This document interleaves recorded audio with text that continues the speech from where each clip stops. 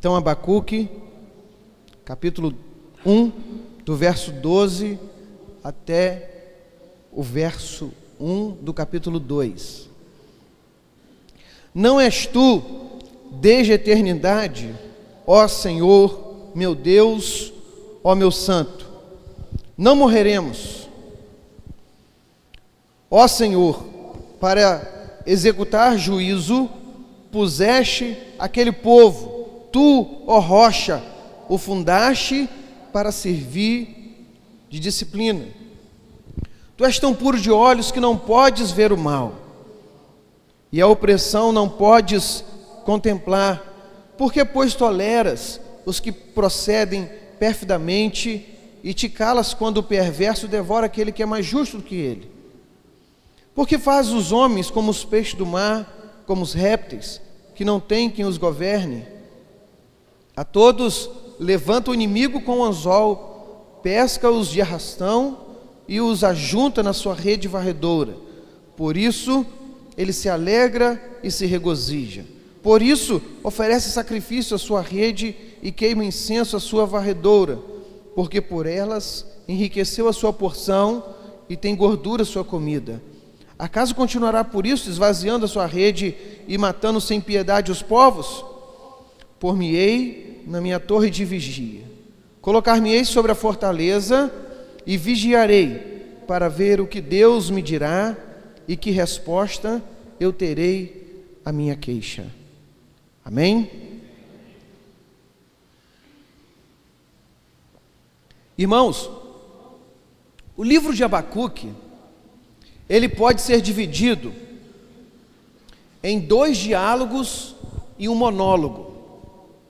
Os 2 diálogos mostram a tensão dos pensamentos divergentes entre o profeta Abacuque e Deus.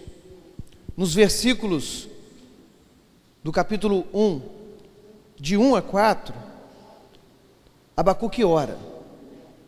E dos versículos 5 a 11, Deus responde à oração. Esse é o primeiro diálogo. Do versículo 12 até o versículo 20 do capítulo 2 é o segundo diálogo. Esse trecho que nós lemos é a segunda oração de Abacuque. Do versículo 2 do capítulo 2 até o verso 20 é Deus respondendo de novo para Abacuque. Eles estão tendo uma DR, né? Uma discussão de relacionamento ali. E por fim, o capítulo 3, há um monólogo, onde Abacuque compõe um cântico de louvor, que nos mostra a conformação do seu coração à palavra de Deus. O primeiro diálogo entre Abacuque e Deus, ele é marcado pela queixa levantada pelo profeta ao Senhor sobre a decadência espiritual e o declínio moral, a depravação moral do povo de Judá, que era a nação de Abacuque, e também pela resposta surpreendente que o Senhor dá a Abacuque. Abacuque, ele não compreendia porque Deus parecia não fazer algo contra a maldade que havia na sociedade de sua época. Violência, iniquidade, opressão, destruição, contendas, litígios, frouxidão da lei, distorção da justiça, perversidade, são algumas das queixas levantadas pelo profeta ao Senhor. Todas as classes de pessoas estavam corrompidas: reis, príncipes, juízes e oficiais, inclusive até os sacerdotes e levitas. Deus envia seus profetas para chamar o povo ao arrependimento, mas os profetas foram desprezados. Nessa época, o profeta Jeremias estava em constante atividade, foi preso, foi castigado, foi solto, foi levado cativo para a Babilônia, e enfim, ele viveu esse momento em que Abacuque está questionando o Senhor. Os últimos 4 reis de Judá foram homens ímpios que rejeitaram a Deus e oprimiram o seu próprio povo. Deus mostra toda essa situação a Abacuque e o profeta fica inconformado. Ele ergue a sua voz aos céus e apresenta uma queixa ao Senhor. No capítulo 1, verso 2, ele diz: até quando, Senhor, clamarei eu, e tu não me responderás? E tu não me escutarás? Abacuque pergunta a Deus por que os ímpios não eram castigados por causa de seus pecados. Então Deus, a partir do verso 5 do capítulo 1, ele quebra o seu silêncio e começa a revelar ao profeta o que faria para resolver o problema da decadência espiritual e da depravação moral do seu povo. Deus diz que suscitaria o exército caldeu, era os babilônios, um dos exércitos mais cruéis, mais terríveis que existia naquela época, e estava dominando toda aquela região. Já tinha guerreado contra o Egito e já estava em marcha para chegar em Jerusalém, capital, de Judá. E ele iria usar esse exército como instrumento de disciplina contra o seu povo, contra a nação de Judá, contra a nação de Abacuque. Porém, a resposta de Deus não era exatamente aquilo que o profeta Abacuque queria ouvir. E a experiência de Abacuque acaba por nos mostrar, nos ensinar que Deus cumpre a sua palavra, não apenas quando ela está a nosso favor, mas quando também ela está contra nós. Nessa passagem que nós lemos, é o início do segundo diálogo do profeta com o Senhor. O reverendo Hernandes Dias Lopes, ele diz que Abacuque ele ficou entrincheirado pelos problemas internos e pelos problemas e pelas ameaças externas. Ele estava esmagado pelos pecados do seu povo, o problema interno, e pela invasão da Babilônia, o problema externo. Abacuque, ele vive uma crise paradoxal, uma crise contraditória. Sua crise foi gerada pelo silêncio de Deus e depois pela voz de Deus, pela aparente falta de ação de Deus e também pela maneira como Deus ia intervir para resolver a queixa que ele apresentou. Parece que a resposta de Deus à oração de Abacuque o deixou ainda mais alarmado do que o silêncio de Deus diante da calamidade que o profeta apresenta ao Senhor na sua oração. Entretanto, nesse beco sem saída, nessa crise perturbadora, o que traz esperança para Abacuque no meio do seu desespero foi o conhecimento que ele tinha a respeito de Deus. O profeta Daniel, capítulo 11, verso 32 de seu livro, ele diz: o povo que conhece o seu Deus se tornará forte e fará proezas.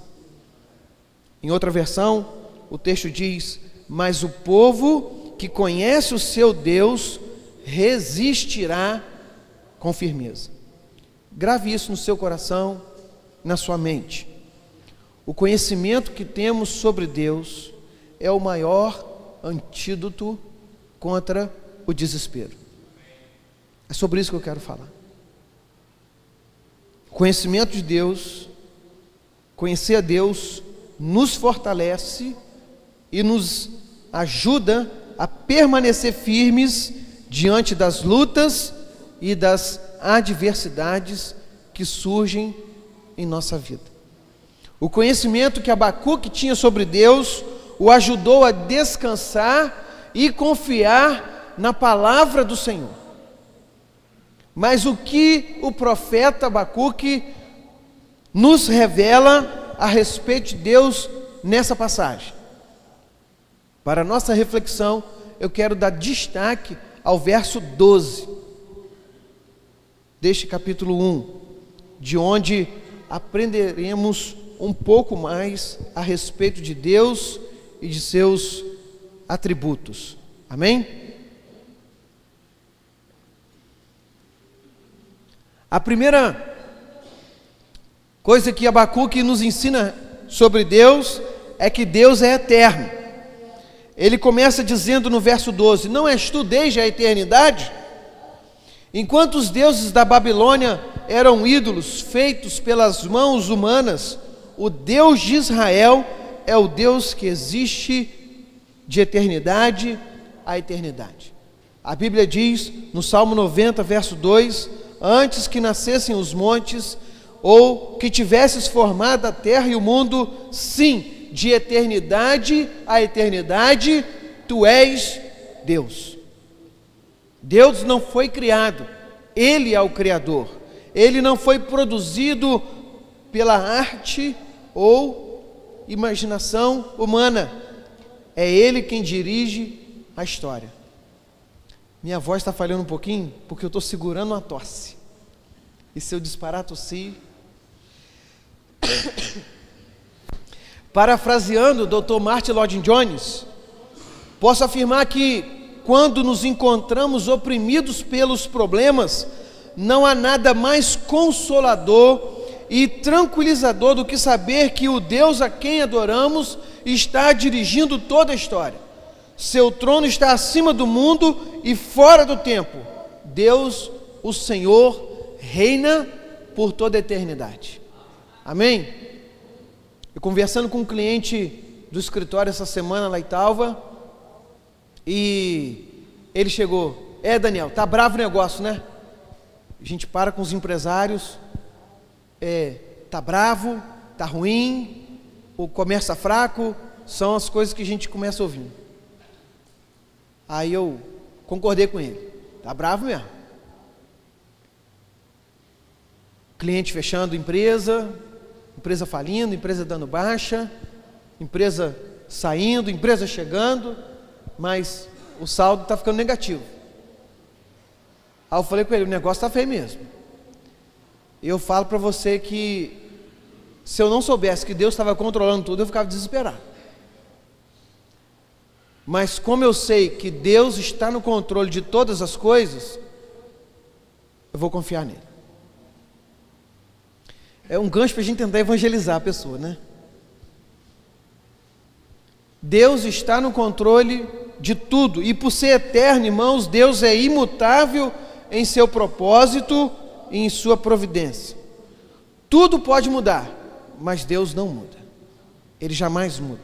Tiago 1,17 diz: toda boa dádiva e todo dom perfeito vem do alto, descendo do Pai das luzes, em quem não há mudança nem sombra de variação. A sua palavra também é eterna e jamais passará. Lucas 21:33: passará o céu e a terra, mas as minhas palavras não hão de passar. As nações se levantam e caem, mas Deus permanece o mesmo de eternidade a eternidade. Nada abala o trono de Deus. Amém? A segunda coisa que Abacuque nos ensina a respeito de Deus é que Deus, Ele é autoexistente. Ele existe por si mesmo. Ele não depende de nós para existir. Ele fala: não és tu desde a eternidade, ó Senhor?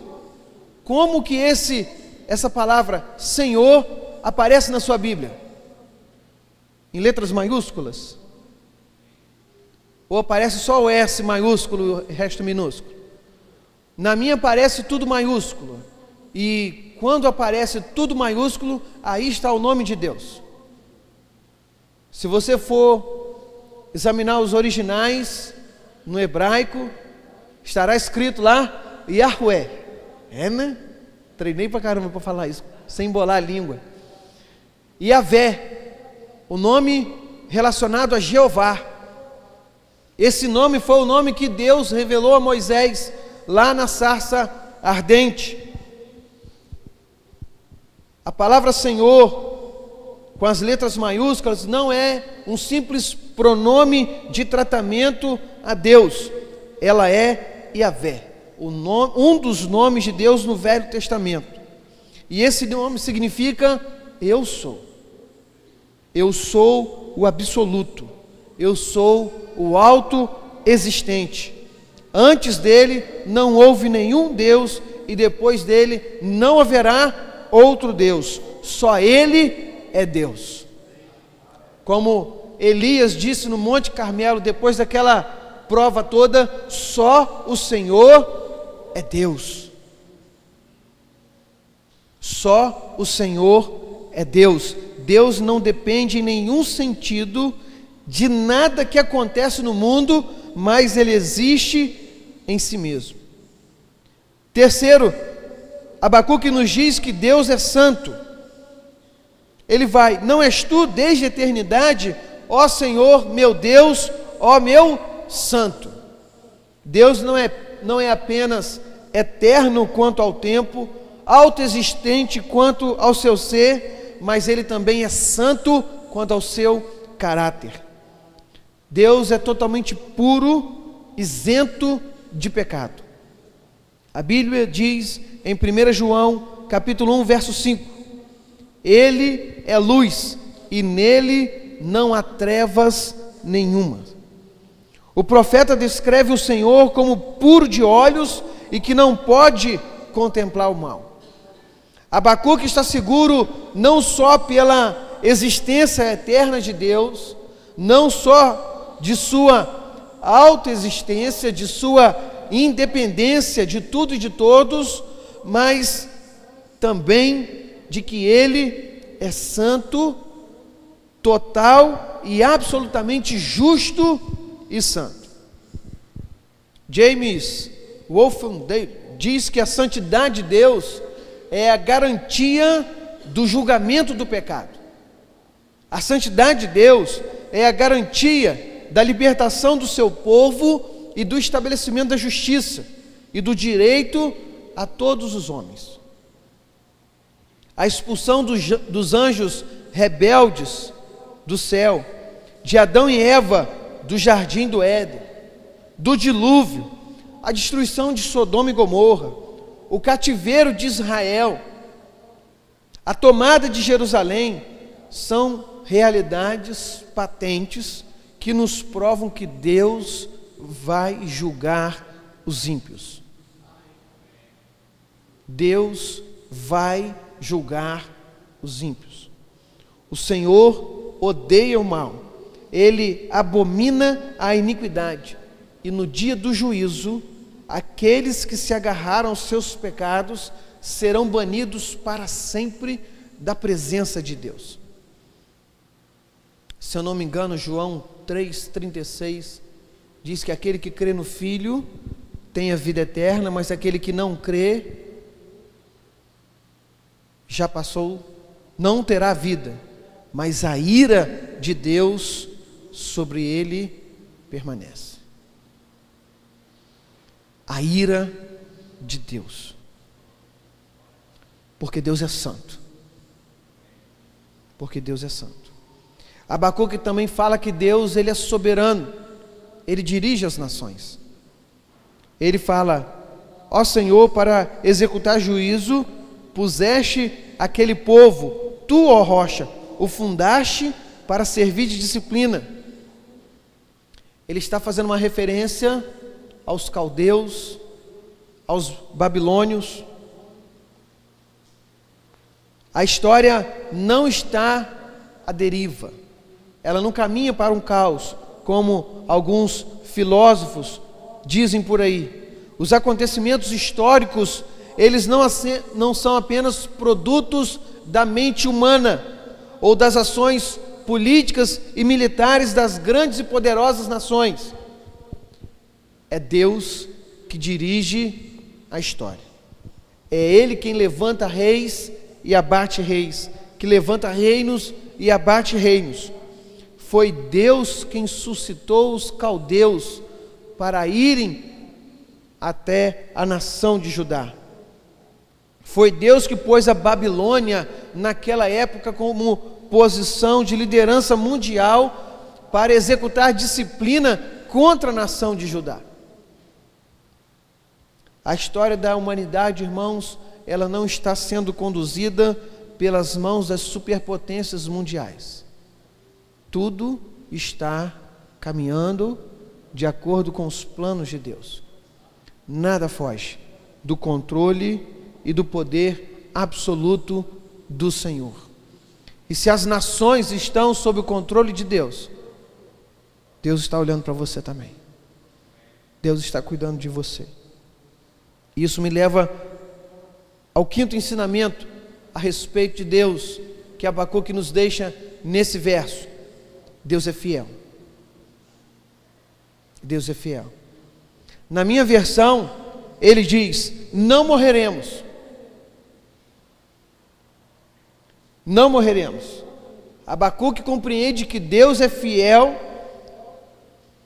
por causa da sua aliança que ele fez com a nação de Israel. Essa aliança firmada com Abraão, renovada com Davi, depois estabelecida com Cristo, ela jamais será quebrada. Deus prometeu ser o nosso Deus, e nós somos o povo da aliança e jamais seremos destruídos. A disciplina não estava a caminho para destruir Judá. Ela não iria destruir a nação. Ela não iria aniquilar a nação de Judá, mas estava sendo um instrumento para a restauração daquele povo, a aliança, a obediência aos mandamentos de Deus. Por isso que Abacuque diz no verso 12: nós não morreremos. O exército babilônico podia fazer o que quisesse, mas nunca exterminaria a nação de Judá, porque Deus lhe havia dado determinadas promessas que jamais quebraria. O próprio profeta Jeremias anunciou para que o rei se entregasse, o rei de Israel, de Judá, se entregasse para o rei da Babilônia, para ele deixar ser subjugado, porque a Babilônia ia atacar. Se o povo se rendesse, se eles se rendessem, haveria menos destruição. O profeta Jeremias falou isso várias vezes, mas o rei não ouviu. O rei foi morto, foi perseguido, foi morto. Muitas pessoas morreram e os sobreviventes foram levados cativos para a Babilônia. Mas Deus protegeu um remanescente do seu povo. Você pode ver, irmãos, tem coisa que acontece nesse mundo que me deixa intrigado. Os judeus, irmãos, esse povo sofreu muito. Na Segunda Guerra Mundial mataram milhões de judeus. Eles andaram espalhados por toda a terra. Deus falou isso pelos profetas, que ia espalhar o povo. Se você ler em Deuteronômio 28, vai estar escrito lá, nas maldições para o povo, se eles não cumprissem com os mandamentos. Dentro de muitas maldições, uma delas era espalhar o povo pelas nações. Eles iam perder a terra prometida. Depois de muitos anos, irmãos, eu não sei se eu vou acertar. Não vou acertar não vou falar também não. Depois de muitos anos, desde a época das cruzadas, Israel voltou a ter nação, a ser nação, foi no século passado. Porque eles estavam espalhados por todo o mundo. E eles ainda estão aí, irmãos. Eles ainda estão aí. Será que as alianças que Deus fez com Abraão, com Moisés, para proteger esse povo, Elas estão de pé ainda com a nação de Israel? Eu não estou afirmando, eu estou perguntando. É um questionamento que eu fico fazendo. E se esse questionamento meu, a resposta for positiva, é mais uma verdade para eu me firmar ainda nesse Deus, porque esse povo abandonou o Senhor, esse povo desobedeceu os mandamentos de Deus, quebrou a parte deles da aliança, mas Deus não quebrou a parte da aliança, ainda protege esse povo. Irmãos, se nós estamos numa aliança ainda maior, uma aliança feita pelo sangue de Jesus, uma superior aliança, como o escritor de Hebreus fala, irmãos, mais força eu tenho para me agarrar nesse Deus Todo-Poderoso e não abandonar Ele jamais.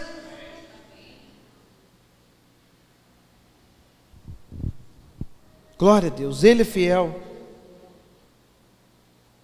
Abacuque fala também que Deus, Ele é pessoal, é um Deus pessoal. Ele se expressa para Deus usando expressões: meu Deus, meu santo. Ele não se dirige a Deus como se fosse uma divindade cósmica, distante e indiferente ao que estava acontecendo com ele, com seu povo, mas ele trata a Deus como um Deus pessoal. Desde o início, Deus, nas alianças que Deus fazia com o povo, Ele falava: eu serei o seu Deus e vocês serão o meu povo. Deus não está distante. Isaías 57:15: pois assim diz o alto e sublime, que vive para sempre e cujo nome é santo: habito no lugar alto e santo, mas também habito com o contrito e humilde de espírito, para dar novo ânimo ao espírito do humilde e novo alento ao coração do contrito. Deus está num alto e sublime trono. Isaías 6, ele tem essa visão. Deus reina do seu trono todo o universo, mas Ele está contigo quando você se quebranta diante dEle, quando o seu coração está quebrantado e contrito diante do Senhor. Salmo 51:17: Deus não despreza um coração quebrantado e contrito. Deus não se compara a outros deuses. Ele não é o Alá dos muçulmanos, nem o Shiva ou o Brahma dos hindus. Ele não é o Buda dos budistas, nem o Zeus da mitologia grega. Tampouco podemos comparar o nosso Deus com Ogum do candomblé, e muito menos com o Tupã dos índios. O Deus da Bíblia não é apenas um ser supremo criado pela imaginação humana, é um Deus revelado. É um Deus que se revela a nós, é um Deus pessoal. Os ateus dizem que esse Deus não existe. Os agnósticos dizem que Ele não pode ser conhecido. Os deístas dizem que Ele não é imanente, ou seja, Ele não se manifesta ou não se relaciona com a sua criação. Os panteístas dizem que Ele não é transcendente, ou seja, Ele não é soberano ou supremo à sua criação. Mas os servos de Deus podem dizer: Ele é o meu Senhor, Ele é o meu Deus, Ele é o meu Salvador. Em sua experiência, Abacuque revela para nós que Deus é eterno, autoexistente, santo. Deus, Ele é soberano, Ele é fiel e Ele é um Deus pessoal. Nós podemos adorá-lo, nós podemos confiar nele, nós podemos nos render a esse Deus que está cuidando de tudo. Ele está cuidando de mim, Ele está cuidando de você, e nada foge do controle de suas poderosas mãos. Quando compreendo essas verdades sobre Deus e conheço os atributos do seu ser e de seu caráter, eu posso descansar, eu posso confiar no Senhor. Pois ainda que eu ande pelo vale da sombra da morte, eu não temerei mal nenhum, porque tu estás comigo. A tua vara e o teu cajado me consolam. Mesmo diante das lutas, mesmo diante das tribulações, mesmo em meio a dor e sofrimento, mesmo diante das perdas, das tragédias, eu sei que Deus está comigo, que Ele está cuidando de mim e que jamais vai me abandonar. A promessa de Jesus em Mateus 28, 20 é que eis que estarei convosco todos os dias, até a consumação dos séculos.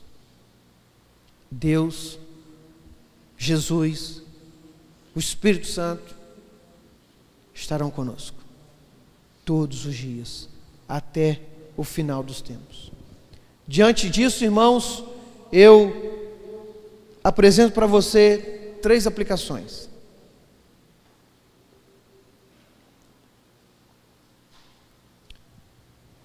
Jesus disse em João 16:33: no mundo tereis aflições. Uma das coisas mais certas neste mundo é que a gente vai ter problema. Se você não está passando por um problema, você passou. E se você não passou por nenhum problema ainda, você vai passar. Porque uma coisa que é certa na vida é ter problema. É ter problema. E se você não encontrar soluções para o seu problema, os seus problemas podem te levar ao desespero. Muitas pessoas fazem grandes besteiras quando estão diante de problemas que eles não encontram soluções.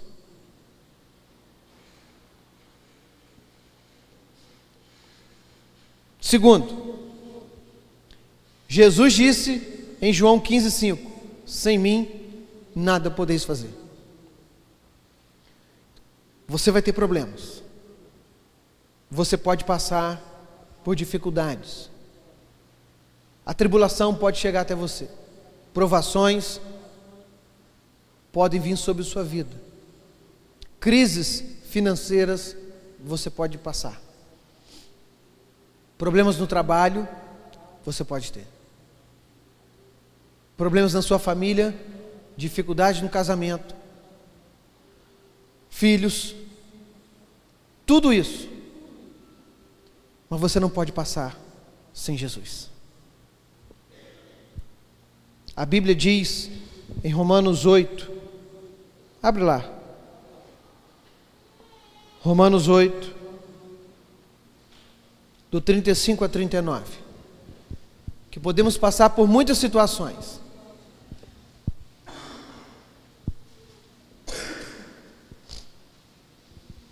Romanos 8, 35 a 39.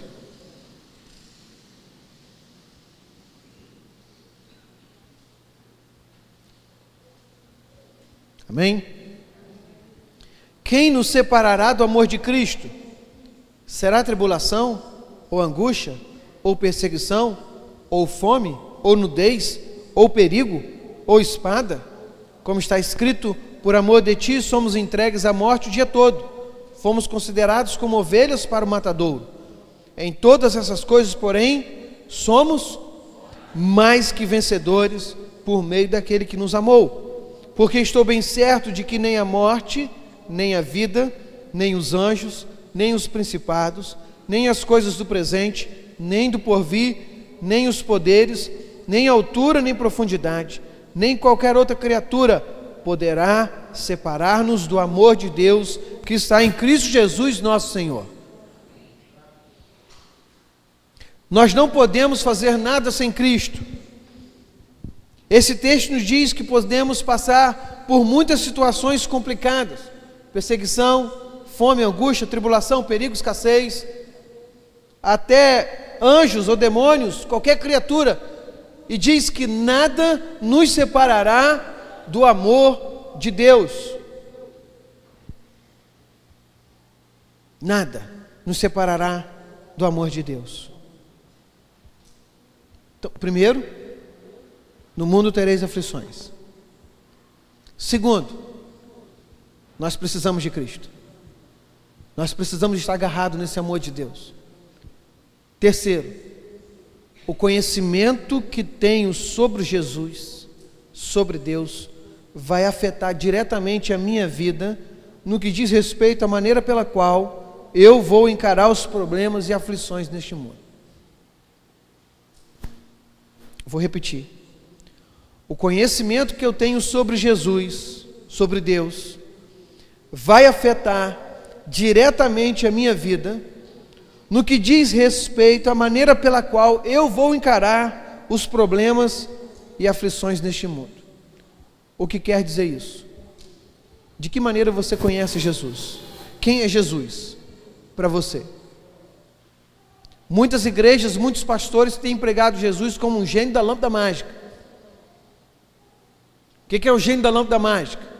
Você esfrega aquela lâmpada, ele sai, te concede 3 desejos e resolve aquelas 3 situações suas. Tem gente achando que é só vir na igreja, fazer uma oração e ir à frente no apelo, fazer uma campanha de oração, que vai resolver os problemas. Tem gente que acha que vai fazer um voto a Deus e Deus vai cumprir a parte dele e você vai cumprir o seu voto. Como se Deus estivesse preso a um voto. Como se Deus estivesse preso a uma campanha de oração. Tem gente que busca Jesus, tem gente que entrega a sua vida a Jesus para a sua vida melhorar. Mas a sua vida é terrena.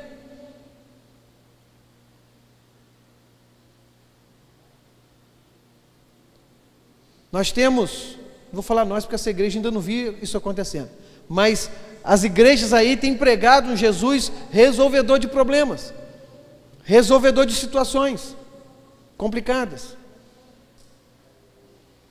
Esse é o Jesus que muita gente está conhecendo, mas esse não é o Jesus que está na palavra. Eu acredito que Deus pode realizar um milagre e eliminar o problema da minha vida. Eu acredito que Deus pode chegar, puf, acabou a doença.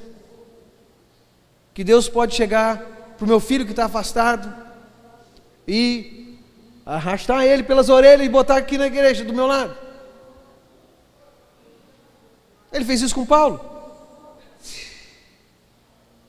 Eu acredito. Mas não é essa promessa que a gente precisa fazer para as pessoas. Não é esse Jesus que a gente deve oferecer, porque é isso que está acontecendo. Oferecer esse Jesus para as pessoas.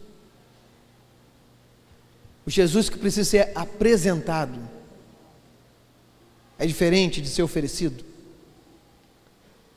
É um Jesus que salva a nossa alma do inferno. É um Jesus que tem todo o poder. O Jesus que precisa ser apresentado é um Jesus que está do seu lado, diante das batalhas. É um Jesus que está do seu lado, diante das lutas, diante dos problemas. É um Jesus que te fortalece na hora da tentação. É um Jesus que é fiel a você quando você escolhe ser fiel a Ele diante das questões do mundo. É um Jesus que nunca vai te abandonar, que nunca vai te desamparar. É um Jesus que diz, é um Deus que diz, agindo eu, quem impedirá?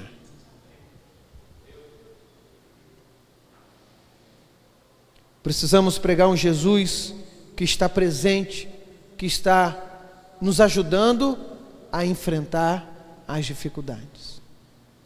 Irmãos, os dias que vivemos são dias maus. Eu confesso para os amados que eu não tenho esperança nenhuma na política. E acho, irmãos, que vai piorar ainda mais. Eu acho que ainda vai piorar. mas eu tenho esperança em Jesus. Não sei nem se minha vida vai melhorar aqui nesse mundo. Eu sei que lá no céu vai melhorar. Mas, irmãos, uma coisa que eu tenho feito ultimamente é me agarrar no conhecimento que estamos tendo de Deus. Aprender mais de Deus, mais dos seus atributos, mais daquilo que Ele revela para nós em sua palavra. E eu deixo para você hoje 2 decisões. Você pode sair daqui hoje com 2 decisões importantes na sua vida. A primeira, se você ainda não fez, faça hoje. Faça hoje. Não demore para fazer. Entregue sua vida a Jesus. Entregue a sua vida a Jesus e o receba como Senhor e Salvador da sua vida. Tudo, irmãos, tudo começa com essa decisão. Com essa decisão. Essa é a decisão mais importante e ela vai dirigir toda a sua vida. A segunda decisão que você pode fazer nessa noite: buscar mais o Senhor. Buscar mais o Senhor. Oséias 6:3 diz: conheçamos e prossigamos em conhecer o Senhor. Não se contente apenas com a escola bíblica dominical. Não se contente apenas com as mensagens que você ouve aqui. Busque o Senhor. Estude. Estude a palavra. Medite na palavra. De dia e de noite. Leia. Procure. Vai no dicionário. Não conhece o que está escrito? Vai no dicionário. Quanto mais você busca a Deus, mais você conhece. Não há limites para o conhecimento de Deus, pois Ele não tem fim. A eternidade será pouca para conhecer totalmente o Senhor. Quanto mais e melhor você o conhece, mais você confia. O conhecimento a respeito de Deus é o maior antídoto contra o desespero. Não fique desesperado. Deus está cuidando de tudo. Amém? Vira para a pessoa que está perto de você. Fala assim, ó: não entre em desespero. Deus está cuidando de tudo. Abaixe sua cabeça, feche os seus olhos.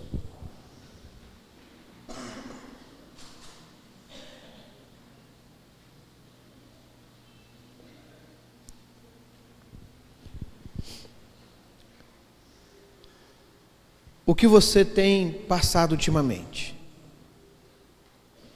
Quais as crises que estão rodeando a sua vida e a sua família?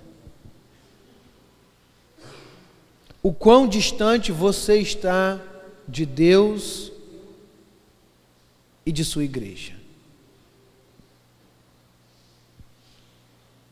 Minha palavra para você hoje: dê um passo em direção a Deus. Dê um passo em direção a Deus.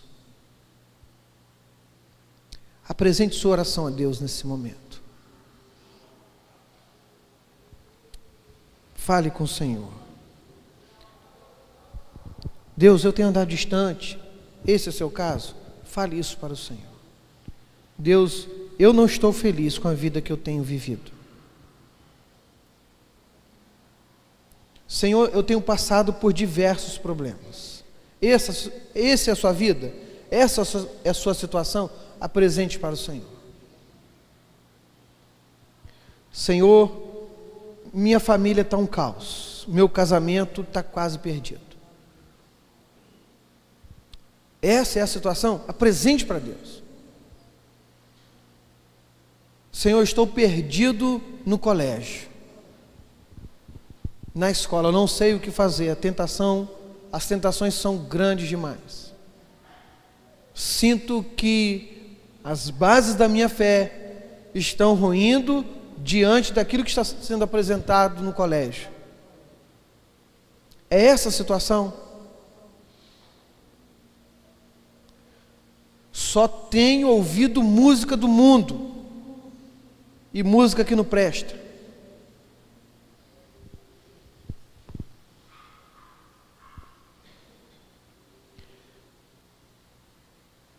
Estou me envolvendo com drogas. Estou na prostituição. Qual é o seu caso? Qual é a sua dificuldade? Qual é o seu problema?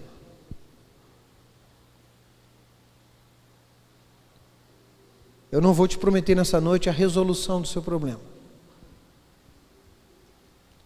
Mas eu posso te prometer que você não vai andar sozinho. Ore ao Senhor e fale: Senhor, eu não quero mais andar sozinho. Eu não quero mais viver sozinho. Eu não quero mais chorar sozinho. Eu não quero entrar em desespero. Nessa noite, eu entrego a minha vida ao Senhor. Nessa noite, eu recebo como o Senhor e Salvador da minha vida. Faça essa oração.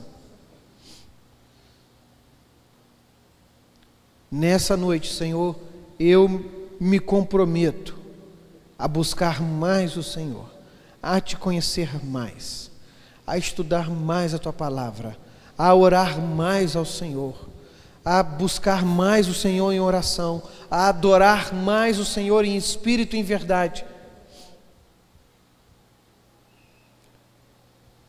Ó Deus, Senhor, o Senhor conhece o coração de cada um aqui presente. O Senhor sabe das situações em que cada um se encontra. O Senhor nos conhece, Senhor Deus, pelo avesso. Sabe das lutas, das privações, das provações. Ó Deus, e o que ficou claro, Senhor Deus, nessa noite, no que foi apresentado, é que quanto mais conhecemos ao Senhor, mais confiamos em Ti, mais temos esperança de que tudo pode mudar, mais temos esperança de que tudo pode ser transformado, porque acreditamos num Deus que pode todas as coisas. Ó Deus, faz a obra, Senhor Deus, no coração daqueles que estão precisando de uma intervenção milagrosa do Senhor. Ó Deus, visite aqueles irmãos, Senhor Deus, que estão passando por dificuldade em seus casamentos. Ó Deus, que estão tendo crise, Senhor Deus, na família. Ó Deus, onde os filhos estão se afastando, onde o diálogo, Senhor Deus, não existe. Ó Deus, só brigas e discussões. Ó Deus, derrama o Teu amor, Senhor Deus, nos nossos corações. Ó Deus, que a paz do Senhor, que excede todo entendimento, Senhor Deus, venha reinar nos nossos corações. Ó Deus, e que haja, Senhor Deus, harmonia nos lares. Que haja, Senhor Deus, harmonia entre os casais. Ó Deus, aqueles que estão tendo dificuldades, Pai, com as tentações, seja de espécie que fossem, drogas, bebidas, sexo, mentira, fofoca. Ó Deus, ajuda o Teu povo. Ajuda o Teu povo a ser mais do que vencedor, porque nenhuma dessas coisas pode nos separar do Teu amor, Senhor. Esteja conosco, Pai, em nome de Jesus. Em nome de Jesus. Amém, Senhor. Amém. Que nessa noite você possa ter tomado uma decisão, Senhor, junto ao Senhor. Amém?